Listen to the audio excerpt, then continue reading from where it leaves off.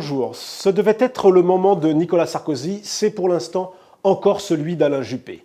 Même si les supporters de l'ancien chef de l'État font la queue devant les librairies, le maire de Bordeaux résiste à l'offensive du patron Les Républicains. Il caracole toujours dans les sondages et même creuse l'écart. À 280 jours de la primaire, rien n'est joué, bien sûr. L'ex-ministre des Affaires étrangères reste un favori fragile. Mais il semble pour l'instant intouchable, au moins dans les enquêtes d'opinion. Il dispose en réalité d'un atout majeur. Il est en mesure d'assurer une qualification confortable à la droite au second tour de l'élection présidentielle, ce qui n'est pas le cas de Nicolas Sarkozy. Un puissant levier auprès de l'électorat de droite qui veut, par-dessus tout, se débarrasser de François Hollande. Plus de points dans le dernier baromètre IFOP pour Match, et voilà Alain Juppé toujours plus haut. 7 Français sur 10 ont une bonne opinion de l'ancien Premier ministre, qui est la personnalité politique qui domine toutes les enquêtes d'opinion depuis maintenant presque 18 mois. Ses rivaux comme les grincheux qui détestent la démocratie d'opinion disent que ça ne veut rien dire. Il est évident que les sondages n'ont pas valeur d'élection et qu'il convient de s'en méfier. Il n'empêche, Alain Juppé en a pris le leadership. Il domine toutes les enquêtes, y compris celle sur la primaire.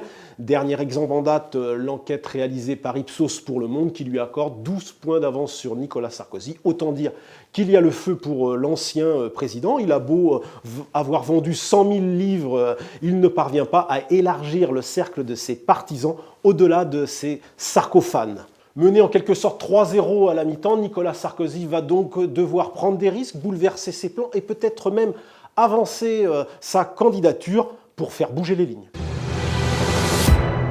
Champion de la synthèse, Alain Juppé aligne avec méthode ses propositions, celles sur l'école à l'automne dernier, celles sur la sécurité au début de l'année. Ces propositions ne révolutionnent pas proprement la pensée politique à droite. Non, Alain Juppé cherche plutôt à se positionner à l'épicentre de l'opposition entre cette droite classique et ce centre droit, suffisant pour attirer à lui les déçus de Hollande en quête de sérieux et d'expérience, la mode étant aussi à la sagesse et au vintage. Sur la sécurité, il a repris l'essentiel des propositions de Sarkozy. Sur l'économie, le projet qu'il dessine ressemble peu ou prou à celui de Fillon, en moins radical toutefois. En fait, avec Juppé, tout est dans le ton, dans la façon de présenter les choses, dans le choix des mots et dans cet art consommé de ne pas cliver. À l'arrivée, il y a cette impression d'un candidat qui plaît à la France qui va bien, cette France des centres-villes, des CSP+, et des retraités.